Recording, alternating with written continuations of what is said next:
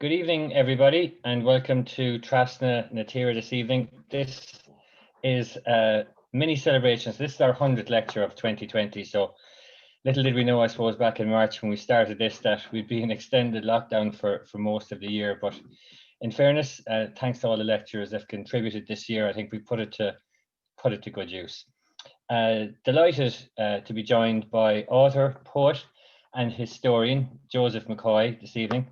Joseph lives in Maghera in historic Mid Ulster, and tonight's lecture is entitled Maghera of Old and Its Stories. Joseph, you're very welcome to Trasna Natira this evening. Thank you very much, Liam. It's a pleasure to be here, and I'd like to thank everybody for listening. A little bit about myself before I start. I work for the Education Authority, and I'm a gardener, as the man says. I found history very interesting from a very young age. I suppose I lived in a very old house, as we'll get to know later on. But here it is, Maghera of Old and its stories. Now, at the bottom of Main Street, just near the Bank Square, there is an old church called St. Luric's. Now, Maghera gets its original name from Maghera Oratory, which means the plain of Luric's fort. Now, the first church that Luric built, and there's a reason I'm in this photograph, apologies, is the direction that I am pointing is said to be, by legend, where it was. So if you're ever in the churchyard, turn right, and that's exactly where I'm looking. It was a wooden structure that sat on the top of the right-hand section of the remnants of a rath, and that's also part of where Maghera gets its name, Rath Luric. Now, St. Luric himself was descended from the High Queen colourful, and his mother, by legend, was said to have been St. Patrick's sister. Can't be proved, of course, but there you go. Now, he had another brother called Biden, and his other brother was the local king, Beck, who unfortunately ended up killed in battle. Now, we go on to our next slide, and in this particular slide, the left-hand section of what you can see the split in the church. Now, the section on the left-hand side is what's known as the old Cathedral Church. Now, for basically 300 or 400 years, the church was a remnant of peace. There was no problems until the Vikings came, and then after which the Cathedral Church was built in. It was reckoned in around the 900s or the mid 900s, and it was thatched. Now, the ecclesiastical centre for Ulster was in Maghera from 1150 AD to 1252 AD, and it was beforehand. It was in Ardstraw, and it was transferred there by a gentleman called Maurice O'Caffey, or Mardrick O'Connor, a local man, believe it or not, who took Maghera here, made it into the centre that it became. It became very powerful in that sense, that a lot of documentation went back and forth between here and Rome. And the number of bishops that were actually here, there was quite a few. And it is evident within the Vatican Register that the records, unfortunately, were translated verbally, thus by Irish monks to Italian Latin scholars who were returning to Rome with their records. And so some of the spellings could be somewhat zingy, if I may use that terminology. But they got the mainstay to, we at least know who they were talking about. There was Patrick McCrusian, which is spelt very, very oddly. Patrick O'Keelty, which is 1411. Donatus O'Keelty, at least spellings are terrible. 1458. Odo Action, 1459, and it just keeps on going and going and going until it actually ends, and Maghera ended its ecclesiastical rule whenever it was shifted to Armagh. Now, the next slide is, of course, our Swedish and Danish friends, the Vikings. In 831 AD, Maghera was sacked by a gentleman called Thurgesius.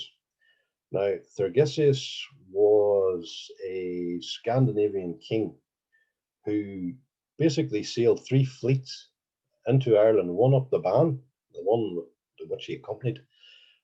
He made his other 2 fleets. One stayed in the Irish Sea and the other one ended up the Shannon, and that ended up becoming his operational headquarters that we now know as Dublin. Whenever he was on the Bann, they cut their way through the local villages until they came to Rathlerk, and it is recorded in the annals. There's very little written about it, which gives me the terrible impression that they did their normal thing, looting, taking prisoners, slaves, and basically killing everybody, and then heading back to Scandinavia or back to their base with loads of looting. Thurgesius was quite a character because in Sweden he's regarded as a national hero. There's actually a comic book about Thurgesius. I think it was published in the early 70s. It's maybe 70 or mid 70s. I could be wrong. Now, Thurgesius also Kilkenny, I believe, had a tower in Kilkenny that was called Thurgesius Tower. I don't believe it's there anymore, but I had an old sketch of it in the house. I didn't have time to put it up, unfortunately. But Thurgesius basically hit Maghera and hit it hard. How Thurgesius was caught was an interesting story. There was basically the Pope ordered the local clansmen to unite, and I believe that extended to the English and to the Welsh, and to go after him. They did so. They ended up catching up to him. I think it was in Yochbuel. There was a ceremony called the Testament of Friar, where it was like a festival of heavy drinking, bloodshed, the usual Viking orgies. They got in through the basically a local chieftain took 15 of his most lethal warriors and dressed them as women. They made their way into the castle and killed all of Thurgesius's guards, all except him. They kept him in prison for approximately a year. Whenever he was taken out into the local loch, he was baptized, and then he was killed, unfortunately, in the same action. And that was the end of Thurgesius. But there is different things written about him. He's mentioned in the annals. He's also mentioned by a gentleman called W.E.D. Allen, who was a politician at the earlier part of the century. And he was also, I believe, an avid writer for the Cambridge Press. And that's my take on Thurgesius. Now, inside the doorway of Maghera, you'll find the famous Lentil.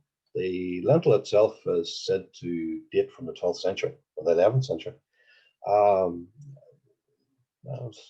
it really depends on your point of view. I believe it comes from the classical era, so the 12th century. Now, on the just on the right-hand photograph, these are the earliest photographs that I could find, so that you can see the object itself in some sort of clarity. It's not as clear now, unfortunately, due to the ravages of time.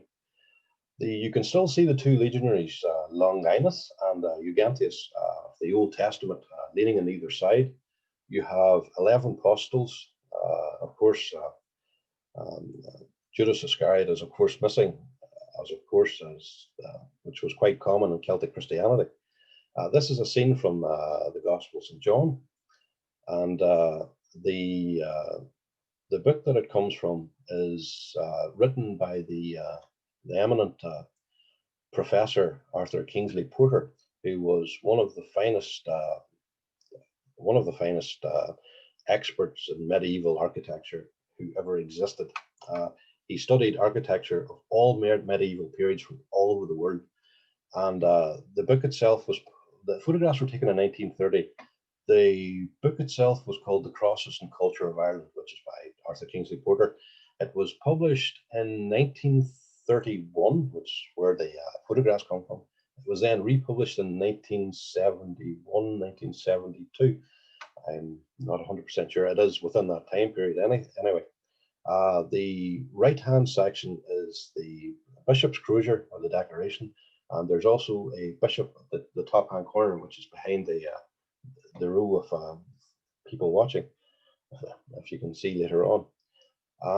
And that is Arthur Kingsley Porter. Now, the reason I put him into it was because Owen Walsh and Famous Maghera Men mentioned him. He was a very extravagant character, very well spoken. He also lived in the castle in Donegal, Glenveigh, and unfortunately for humanity, he disappeared without trace one night and was never seen again. A great, great shame for anybody who likes their architecture. He was indeed one of a kind. And now we move on to the mystery of the small cross in St. Luric's grave. In around the 1820, I believe it was 1829, just shortly after the Reverend Knox had taken up incumbency of the Church of Ireland, there was a gentleman who did bits and pieces, a gentleman called Alex Hickson, who did bits and pieces of work for him. He was coming out and he's heading towards a nailer, because in those days, it isn't like now hardware, you go in, you buy your nails or whatever you need. You had to go to somebody specifically to make them. So coming across the old St. Luric's graveyard, these two English gentlemen stopped him. And anyway, they looked at him and says, "Sir, could you tell me where is the windstone of St. Luric?" And he says, "It's right over there." And they went, "Right." He says, "Can you tell me is it definitely it?" And I said, "Yes, that's legend has it. It's the old windstone. That's it." And he says, "Right, could you get me a spade?" And I says, "Okay."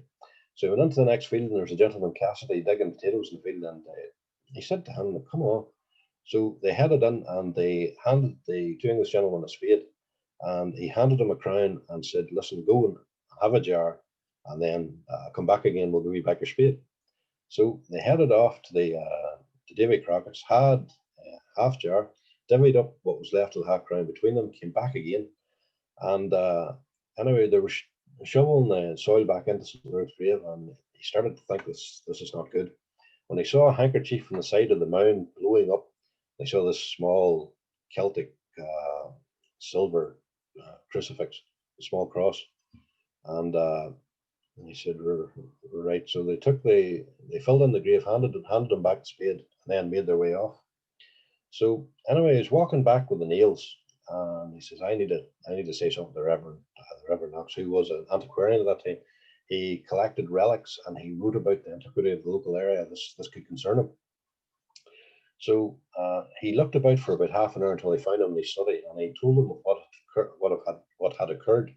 So after that, he came down from the office and said, "Listen, I am going to put the horses and cart together." He says, "Go you down to the local hotel, McFall's, and ask if you've seen them."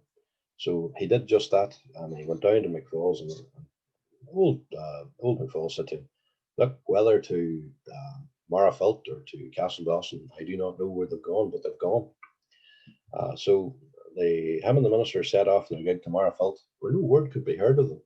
And then he came back by Castle Dawson, where no sign of them had been seen. So anyway, on their way back, the rector, in his own hand, or in the record, said that he displayed great discontent, where he believed Falls had misled them and sent them to Derry.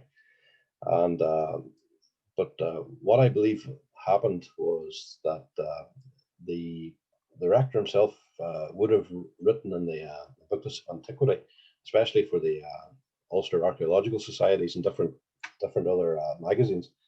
And it was thought that he had conducted a previous examination of this grave and then put everything back. And then, of course, they must have read it and then came into town and pillaged it. The last known remnants, or the last known sighting of this cross, was in a British museum, I think in the 1890s, the latter half of the 1890s. only Walsh and his writings are concerned. But a very, very mysterious old case indeed. And it was actually written into the court case. It was actually referred to as a court case. It was taken down by JP. So next we have all those who are buried in the graveyard. Well, St. Luric's is just like a melting pot. It contains redcoats, it contains Williamite soldiers, it contains Jacobite soldiers, it has United Irishmen in it, it has a great deal of local popular people. The photograph, the far corner of the big spiral, that's the Rockford Clerks. And to the left-hand side of that, there's the gravestone of William Cuddy, who I will talk about later. Now, also buried in the church, there was legend had it that the Friar Brulachan was buried in it, or the Friar Ban. A brand for Gaelic is white, the White Friar, or it is thought that his name perhaps came from the Ban convent in Coleraine. It is believed that the Friar Ban was formerly a cavalry officer in the army of King James during the Williamite Wars, and then ended up becoming a priest afterwards. And he served during the darkest days of the penal era. And well, the other one is the Odonovan had a really interesting perspective, because whenever he came into town, he recorded the people in three different ways. He did it in English, Scotch, and Irish. I'll just read them off to you. The English was Anderson, Brown, Clark, Collins, Drips, Clarnon, Cunningham, Forbes, Gretton, Hughes, Hull, Kyle, Miller, Marlin, Richardson, Wilson, Young, Harrell, Higgins, Ruddle, Cuddy, Morris, and Lemon. Irish is Bradley, Brolovan, which is the same thing, McCluskey, O'Donnelly, O'Doherty, Diamond, Crilly, Convery, McCulloch, McCann, McGuire, McGlade, Hassan, Hendy, Higgins, O'Hendry, Kelly, McKenna, Hagan, Lagan, Manally, Mulholland, O'Neill, McPeak, McKiley, and Shale. Scotch, Barclay, Campbell, Cuddy, Dunlop, Dougal, McCracken, Getty, Graham, Johnson, Kilmay, Kilt, McKee, Manley, McCready, Patterson, Stewart, Thompson, and McCook. And so, ladies and gentlemen, some of the surnames that I've just read out would be familiar to you, in some cases your own.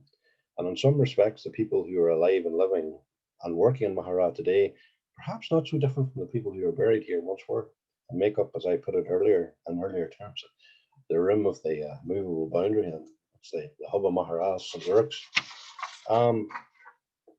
Now, whenever you leave St. Luric's, you would walk directly out onto the street. Now, it was called the Dead Lane, and it was called the Dead Lane for a purpose. It was because people would bring the coffins down that lane, and it got synonymous name, the Dead Lane, which led out towards the meeting house part of town, which is named after the Presbyterian Church. And here it is now. I have taken a little bit of the Presbyterian Church just for the history, and I've taken two interesting people, and I have the church itself in the background. I will start with the Right Honourable Dr. Henry Cook. Now, it is believed that Henry Cook was born in the Grillick. Now, it was believed, I think it was around the 17th of May, 1788. Now, he was educated, believe it or not, by a United Irish sympathizer, and he was educated very well in a head school. And he was then sent to different universities where I believe he was elected to the Sacred Rhetoric of Queen's, that is now Queen's University.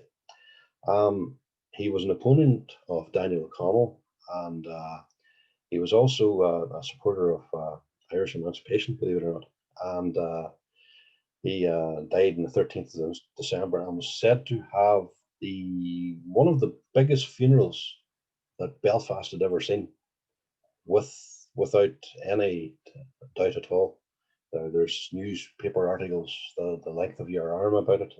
He was very well known. He wrote a lot of bits and pieces, especially his centenary edition about Maghera, which and basically it spoke about his early days as a child and the 1798 rebellion, and a lot of interesting things are to be learned from that period. Now, the other gentleman is the Reverend John Glandy. John Glandy was what was known as the rebel preacher of Maghera. He was now he was born in 1755, and in Limavady, I believe, or between Limavady and Derry. He then ended up becoming a Presbyterian minister, and he was then sent to Maghera, who he preached for a long time, and then became involved in the radical goings on at that stage. Maybe not as everything else. It maybe started with the election of the home militias, and then maybe radicalized after that. John Glandy was the colonel and the chaplain of the United Irish, the guards, the National Guards in the town, as they were called. There was about 500 of them. They were a uniformed force, and Glandy himself sat down to meals with Alexander Clark of Victoria House, and that was the house that I was born in. Glandy survived the 1798 insurrection due to a series of really, really quick-thoughted maneuvers. Whenever the United Irishmen were quelled in Maghera, the government forces sent in a gentleman called Colonel Leith. The first thing he did was he billeted Ayrshire troops in the St. Luric's building, or the church, and he billeted Londonderry militia, or Tipperary militia, in the Presbyterian church. After a while, the Reverend Glandy knew that he had to at least make a run for it. So what he did was he stayed in the locality for approximately 2 weeks until the searches had been widespread, so that he could create a diversion and get away. He was handed female clothing by a lady called Sarah McCorkin, who was a descendant of the Clark family now. And with that, he was led past several redcoat patrols, one nearly being identified and hanged, but the gentleman that was the yeomanry sergeant stopped him, and he says, "You're not putting a rope round the Reverend's neck on our behalf," and pulled him away, letting Glandy get on with it. He ended up in away up near Draperstown at his father-in-law's, and there he got some rest because he had to go across to Derry. So the yeomanry cavalry troop came across the house, and he heard them, luckily enough. So what he did was he lifted a candelabra and fired it through one of the window panes and jumped up onto the canopy of the bed. He sat there for a while until the troopers had entered the room. The commanding officer walked over to the room, put his hand on the bed, went, "The nest is warm, but the bird has apparently flown. Continue flight." So they went out, remounted, and went off. He was able to escape over the mountains and into Derry. It is believed that he waited there, I think, for a period of 2 weeks until the general general armistice was declared. He was then he handed himself in to a magistrate who sent him to Belfast to be tried, and he was also imprisoned on a prison barge called Ponthywith. Strange name, but there you go, Ponthywith. He was there for approximately 2 weeks. He was there, I think, with a lot of other Catholic priests and Presbyterian clergy, as well as other licentiates. And he was given the news that if you wish to continue your life, he says, you may do so on an equal footing in the new world. So he was given 2 days to sort his affairs, and then off he went. The Reverend Glandy ended up in Virginia and Trenton, And the town, believe it or not, to this day has connections with Tron. The History Society over there is run by a lovely friend of mine, and Glendy achieved, whenever he was in the United States, achieved quite a lot. He was elected to the House of Representatives between 1815 to 1816 as their spiritual advisor and chaplain. And he also wrote a memorial for George Washington that is in some of their museums. To this day, it's very well written. It's a wonderful piece of literature. And Glendy unfortunately died in 1832, age 77, in Philadelphia. And he was then taken back to Baltimore and buried in Trenton. And that is the Presbyterian Meeting House. The Presbyterian Meeting House itself was destroyed in 1798. And it was then rebuilt in 1835. There are different lines of thought. People think that the church itself, before that period, perhaps would have been in the Fair Hill. I don't know, there's not much evidence to support it, but that's just what I know. Next, we have the street that I was born in, a little street called Hall Street. It was once known as Brewery's Lane because the Clark family owned basically what you see, and it was all a brewery, and there was little outlets of cobblers and little grocery shops and panniers and clothing shops and tailors and different. There was even a couple of hotels on it too. Now, the reason it got its name is actually quite interesting. Hall Street was originally called Brewer's Lane, and the reason it ended up as Hall Street was because the Colonel James Jackson Clark, who lived in Hall Street, or lived in one of the local houses, married a lady, Elizabeth Hall, who would have been an offshoot of the Clark family, but very far away.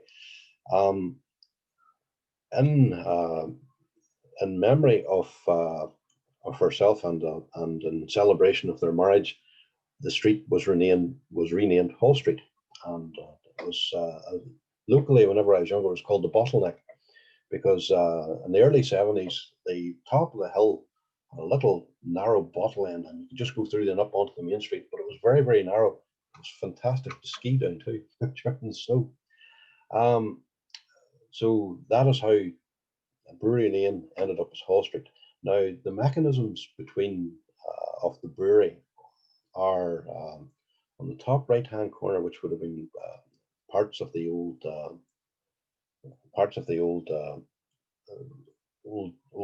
hotel, which would have been Reagan's.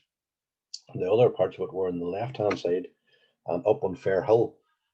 There was an old windmill there that they would have used in their distillery process. Now we have the Fair Hill and the National Hall. Now, the National Hall was first built in 1909, and the AOH did that. Now, it fell out of the hands of the AOH and ended up in the parish's hands in 1912, which eventually built it into the building that you see before you. Before that, it was maybe a small hall, a couple of rooms, but they put all the stone cladding on it and different stuff. Now, the National Hall was a venue that I know that a lot of people from both sides of our community went, especially Mrs. Noon's pantomimes, which still cause conversation to this day, and they were held in the 50s and 60s. They were a wonderful, wonderful piece of entertainment. And the National Hall, was, as you can see, was also used as a school whenever the local national school was built or refurbished in the mid-1920s. The National Hall itself, now, Maghera has always had a National Hall. However, putting a geographical location on it is a difficult thing because the National Hall itself, you can go right back into the records. Many of you who've done archive research, I've probably come across the same thing, but maybe from the 1850s in Maghera National Hall. That was maybe one of the halls in the outer townlands. I've never been able to pin that down, but that, I believe, was the National Hall that was there. It was officially, it was built in 1909, National Hall. And now we have the Maghera Oratory. Now, the oratory was first blessed in 1952 by the 1952, the 11th of May, by the Bishop Neil Farn. Now, the oratory was in its former life a Nissan hut, and I believe was originally from Omagh. There's still stories going around the town that remembers it being delivered to the town in a few Bedford vans, and must have taken quite a feat to build. I don't know if it was American or British. I don't know, but some say it was the U.S. Air Force. It was a former U.S. Air Force briefing room, but I'm not 100% sure. Now, the inside of it, we were lucky enough to have a photograph of the oratory, and that's it on the right-hand side. Now, in just shortly after that, the population of Maghera grew, and we needed a bigger chapel. So in front of us, we have St. Mary's, which is the old building, which I thought it was rather beautiful. There was a really, really strong Celtic thing with it I loved. Other people didn't like it, but I did. I liked the doors and the feeling inside it. No. It was built the same year that I was born, 1974. I just give away my age. But it was there, I believe, for 30 odd years until it was replaced by a new building, which now takes present place. And the main street itself had the first cinema, and it was first opened on the 1st of January 1936, and I believe the the program that was played was Snow White, and it stayed open, I believe, to the early 70s, and it was then closed down. We now have a lovely new movie house in the town. It's envy of many a neighbour, as the man says. Now, Main Street, as well as having the cinema, had armour's shop. It had lots of different businesses. It was a hive of activity, especially whenever it came to market day, and that's where the main you could call it we would call it a weekend now, but whenever they came in for market day, there was always he says, the man says the stocks were always full. He says there's always somebody starting a row or something during the evenings celebrations after the business was done. And in other photographs, you can see the carts all lined right the way up the street. And the Victoria House, which I'm about to give the lecture on, helped to put all of that together. Now, Victoria House is the house which is on the left-hand photograph with the railings around it. Victoria House was the house that I was born in and raised in. It's one of the oldest buildings, or was one of the oldest buildings in the town. That's where I get my interest in history from. Now, the building itself is first mentioned in the Fighters and Defenders of the Siege of Derry, because it was first owned by a gentleman called John Clark, who would be a descendant of the Clark family who live in and around Maghera now. He was a tanner and a wine merchant, and he ended up being evacuated before the trouble during the Williamite Wars and the siege and all, and that's where the name came from. Before that, it was known as Maghera House. Now, it stayed with John and right into his family, right to the last Clark who had it, who was Alexander Clark, and that was in the 1830s. After which it was put up for lease. A gentleman named Edward Mooney leased it and turned it into a hotel. It did very, very well. Edward Mooney was a Catholic hotelier from Ballycastle, and it's also himself it's the same Mooney connection, I believe, that are part of the old Roger Casement story about the German submarine and all, but neither. That's a story for another day. It stayed with Edward for about 20 years until he decided to retire, and he did so very wealthy. So a gentleman called James Little ended up purchasing the building, and and he first started. You see, Edward Minnie is where Victoria House came from, because it was Victoria House Hotel. Edward Minnie then took the hotel off the end of the title, and it was Victoria House.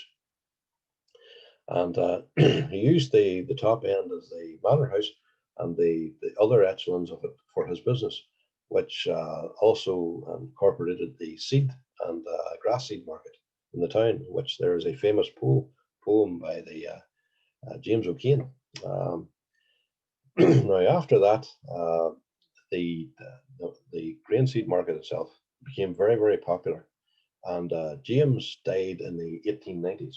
It was then passed on to a son of James who was called Sam Little. Now, Sam Little was a very, very well-educated man. Excuse me, sorry. Was a very well-educated man, and he was a member of the Archaeological Society of Queens, which I am. He was well written. He collected archaeological letters. He researched the 1788 period. I also believe he knew the Reverend Marshall too. He also wrote bits and pieces about the 1788 epilogue. Anyway, it stayed in Sam Little's hands until I think the 1917-1918 period, where he retired to Dublin, and also for some reason very wealthy. Sam had different people who were all over. He had a son in the United States who unfortunately died. He had another son that was buried. He was waked in Victoria House, and I've read the very solemn account of it. It's very touching because I was reared in that house. But he retired, and in 1922, Victoria House then became an A Specials barracks, or a resupply depot, as we were known at that stage. The A Specials, as we all know, were a section of the Royal Irish Constabulary. They were a specialist service on the site. They were a fully paid force until the B Specials came in, which were voluntary, and which local members of the community would have tried. But this photograph, which actually comes from the Royal Albert photograph collection in London, was taken in June 1922 after a attack on the barracks, which was in Lower Hall Street, occurred in early June. The gentleman with the swagger stick is, as far as I know, Edward Lorraine Toran, who was a district inspector of Maghera Felt. The gentleman beside him, I believe, is a cadet officer, intelligence officer, and the gentleman behind him are Royal Irish Constabulary. I think it's one sergeant and the rest of them are privates, or private constables, excuse me. From what I know, the A Specials used Victoria House, I believe, for about 5 or maybe 6 years. And then they vacated it, and then my grandmother bought the building and turned it into a grocery shop, come ice cream parlor, and many young children have wonderful memories. And the older folk remember the wonderful china that she would have sold at Christmas time, which she would have bought in London before coming home. But Victoria House has a very, very deep place in my heart. It's a very, very long story, but fantastic. I wrote a few articles about it too. Now we have the main street lower, the Inn of Maghera, and the market house. Now the market house itself is synonymous with the 1798 rebellion, and so does the Inn of Maghera. The Inn of Maghera was first established, it's believed, to be in the 1750s, in around that time period. and it was first started up by a gentleman called Jack O'Neill. Now, Jack O'Neill, when you would have went into Walsh's hotel, that's where Jack's Bar comes from, believe it or not. But Alexander Falls eventually took it over. It was Alexander who had it during the 1798 rebellion. There is a few anecdotes that I will tell about this. The royalist commander who came into the town was an Ayrshire man called Lieutenant Colonel James Leith. His second in command was an Irishman called Captain Lamont, Files Lamont, and he was riding on horseback down the main street coming from patrol one evening when he saw a young woman on the second floor of Walsh's doing one of the bedrooms, cleaning it, and he remarked to his commanding officer, if she will have me, she maybe be my wife. And he asked her, and she said yes.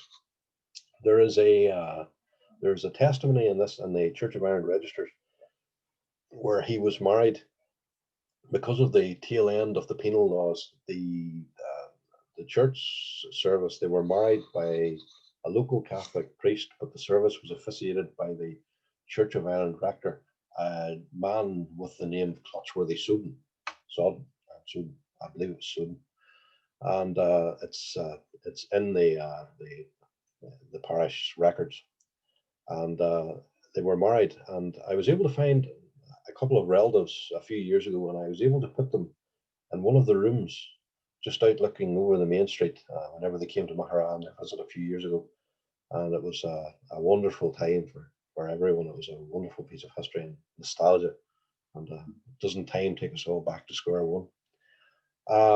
The Lower Main Street and the Market House. The Market House is synonymous with the 1798 rebellion. We will all know that Walter Graham was the local colonel of the United Irishmen, a very brave man, and he was also an elder in the church, the Presbyterian Church, and that's one of the reasons that probably brought him into the fold of the United Irishmen whenever he attended the meetings in Dublin. Whenever he was in Dublin, he probably was introduced to it and brought it back home. Probably not just him, but whenever Walter Graham was captured, and I just believe he was captured in McGilligan, he was sent back to Maghera, and he was tried in Coleraine and then taken to Maghera to die. He was one of the men that kidnapped the Reverend Clotsworthy Sodden, a man stated by the Bishop of Derry. He says, "Good man Sodden," he says, "he can be trusted with anything except one's wine and one's purse." Now, whenever Watty Graham was taken back, he was put in a porterhouse beside the Rectory Avenue, and he was left there for a period of one night until the morning of that terrible day where he was taken out. And it was said that he was hanged on the beech tree until his life had expired. He was then cut down and then transported to the front of the step of the Church of Ireland, the old St. Luric's Church, and he was decapitated there. That's one story. The other story involves the Market House. During its day, the Market House had what was known as a linen tester. It was a contraption that had two iron shafts sticking vertically out from the wall. And on top of it stood an iron chair on which a gentleman sat with a sword which had been tangled a bit it had notches on it for linen, and the webs of linen were thrown up to the gentleman, who tested it with a sword and then threw them down and then told the cartiers where to go, what ports to go to with the linen quality. It's believed that he was hanged from that contraption, and his head was then spiked. It was handed to a gentleman called Charles Cassidy, who was at bayonet point, forced to march around the town, chanting the words, "Behold the head of the traitor," to which instead he stammered, "Behold the head of the crater." And whenever he had done his terrible circuit, the head was taken from him. It was spiked and then put on the top of St. Luric's for approximately a few days. A an elder in the Church of Ireland, wrote to Colonel Leith and pleaded with him to take the poor man's head down, which he did. He then took the head down. He ordered his men to take it off the tower, and which they did. They then spiked it to the front of the old market house, and in Owen Walsh's one of Lewis Joseph Walsh's anecdotes, he tells of his Aunt Mary, who was alive during 1798, telling him as a young, very, very young man, she can remember looking out of the front door of the inn of Maghera and looking up the street and seeing Graham's head spiked and the hair blowing in front of his eyes. And that story sends chills up my spine every time I hear it. Terrible, terrible way to treat anyone. The cannon that were placed on top of Craigmore Hill was done so the same child was put on the top of the cannon by the yeomanry and told that she could be treated with one more look at Maghera before it was blown to pieces for its complicity in the rebellion. And she was then taken down, and from what I've been led to believe, some of Leith's junior officers had economic outlets in the town, so it didn't bode well to blow them to smithereens. And a lot of the town was saved, though that can't be proved, it's only an old myth. And just in case you're wondering, that's a sketch of mine that I did a few months ago. It's of the Lower Main Street. Now we come to the Maghera Church of Ireland Rectory and the Black Stone School. Now, the sketch on the right-hand side is of the sketch. I think it comes from an old photograph that was taken in the early 1940s, because that tree fell in 1947. That was the tree that Walter Graham was hanged from, and the old Black Stone School, which I've very poorly drawn in behind it as a representation of what it looked like, the wall behind it. The very grand building upon which you see on the left-hand corner is the rectory, the grand rectory house of the Reverend James Knox, Reverend James Knox, a very powerful man and a man very good at getting things done. Now, there was a rectory before that, and it was one of the only buildings to have a record of wooden shingles as tiles, and it was about 100 feet behind where the original rectory is now. It was rebuilt by the Reverend James Knox in 1824, and it enjoyed the Fruit of the Looms and many different granting systems at that period. And I believe the old school was also a recipient of it too. The Church of Ireland, the Church of Ireland we have now is across from this building, and as a lovely old stone structure with some wonderful pieces of architecture in it. I believe the last funeral to happen in St. Luric's was I think it was the late end of the 1970s, and I believe the services stopped in 1830 or 1829, 1830, some period like that. And that is basically the history of the old church itself. And the sketch in front of us is Larg and Tucker House, which belonged to the Kirk family, and it's my visual representation of it. And this is as far as I can go with my talk for today. And I hope I have, I'm just not too bad. I haven't went on too much, but I hope everybody enjoyed it, and I'm ready for questions, I think. That's great, Joseph. Thank you very much. We have a couple of questions coming in. The first one there is from Michael Boyle from Newfoundland. Hello, Michael. Ask Joe, has he any records of performances by a new Master in the National Hall or Harold Penter? That's a good question. I think I have one in archive somewhere. I have a record of it somewhere, but I'd have to go into it. I'll speak to Michael separately on that. But I think I do have one record. It's a newspaper article. Okay, thanks for that. And there's one there from David Fitzpatrick. Joe mentioned an historical society in Virginia. Can you tell me the name and where it's located? Augusta Historical Society. Augusta County Historical Society. Sorry, excuse me. That's great. Thanks, Joseph. I've another one. This is from Jane McNally. My grandmother's family were from Glen, and her father's family were from Schlockneil. They claimed that Walter Graham was beheaded in the market house, and there were bloodstains on the wall. It was whitewashed over a good few times, but the bloodstains kept coming through. That would have more to do with iron in the blood than anything supernatural. Did you ever hear about that, Joseph, yourself? Yeah.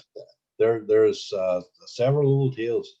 There is one in particular where he stopped overnight after his stay with Father McNally, and for which the Redcoats burned the McNally, or the Father McKenna, who built Glen Chapel. The Redcoats then burnt the house to the ground. There's another legend that he stayed in another house in Slaughtneil, and he was there for a night and then he moved on, but he ended up being captured in McGilligan. But I have heard that. That addition. Thanks, Joseph. Just a query myself about Victoria House. You obviously have a great connection to it. Very much part of your family history. Is it still in your family, or if not, what's it currently used for, Joseph? It still obtains its name, thank goodness. No, my family ended its connection with it in the late 90s. It's but a memory, but a very good one. That's great, and it's great to have the history of it and your own family connection. When we were chatting at the start, Joseph, you mentioned that you've written some poetry, you've written some history books. Yes. Would you be able to give us a quick run through maybe some of your work, and if they're still available, where they would be available? They're still available. Cabot Print, if you go onto cabotprint.com, have a one of those links that if you pay online, they'll send it out to you. If you know, it's like pay and delivery sort of thing. But I have recently written a work called Patchwork Quilt. Now, the Patchwork Quilt was written partially during the height of our lockdown. Several pieces are about the lockdown. Other pieces are historical in its anxiety, I'd say. A few other pieces are about the beauty and the wonderment of the beauty of the local area. It was. I have one in particular. I can read one poem to you if that's all right. That'd be lovely, Joseph. Yeah, fantastic. Thank you. Right, this is called the Maghera Railway Line. And I think this is the first time I read from this book. I normally have a big folder with big writing. Here we go. With the steam engine long gone out of service, and the railway tracks now a distant past, with photos, old tickets, and ghosts. It's a pity this giant didn't last. And the hedgerows and bridges a many, now bereft of the steam and leading wheel, running over the track, click clack, click clack. And the whistle blows loudly as a conductor walks up from the back. In Maghera, this lifeline is now but a distant past. As the motor car became more available, the old railway's days were numbered, and from that point, months were counting down fast. Many a small family will remember the writings from long ago. As they travelled along the hedgerows, the summer months were all ago, and the farmer scything grass up alongside the tracks, and keeping an eye on the line, for this could be a dangerous pastime until the steam engine passed by on time. And the stations and gate lodges, with their masters and porters galore, to run the service well, had a community all their own and more, with a waiting room and office, and as well it was also a home, as they awaited the next train coming down on the Macklin route, slipping in just on time. The stone-cut bridges and their smoke-filled tunnels are a portion of what is left. Now modern rules with rail embankments and gates that once kept people safe from that track that once long ago went clink clank, clink clank, clink clank. And all that is left are the memories of this age of steam engines, romance and simplicity enshrined. Here, long ago, where they used to wait to travel at the Maghera railway line. That's lovely, Joseph. Thanks for sharing that with us. That was fantastic. I think that's the first poem we've had on Trastnet here, so well done. Thank you. There's a question there from Jane McNally. Story also goes back to Walter Graham being warned by a waitress to leave his dinner and run for the red coats were coming. Did anyone? Yes, that happened in McGilligan, the McGilligan Rectory. That's what was it? A fool's never taken on bait, or a fool where the meal was herring and milk, sweet milk. Oh, I know it. But whenever I do my length in talk about the United Irishmen, I will include all of it. But I'd like to say that there is £1 of this going to the National Health Service or the local health trust, my local health trust. That's just my way of helping, because I'm terrified of needles and I can't get blood. Like so. Well done, Joseph. Fair play to you. Thank you very much. Well, listen, thank you so much for joining us this evening. We just have a note there from Ken McCracken, who's joined from Sydney, Australia. We had some people from Newfoundland, and we had a load of people from the length and breadth of Ireland, and we really enjoyed that fascinating insight into the history of Maghera. Thank you. And there's someone else from Perth in Western Australia. So look, you've had a global audience here this evening. I cannot thank you enough. It was a wonderful experience. Brilliant. And two more in from Chicago. So and another one from Buffalo, New York. So thanks so much, Joseph. Hopefully this will be the start of getting around the country, north, south, east and west, learning a little bit more about each of the locations we go to and a little bit more local history. So if anyone else wants to contribute a lecture, just get in touch. We'd love to hear from you all. No problem. Thank you so much, Joseph, and Stone. Thank you. Take care. Bye-bye.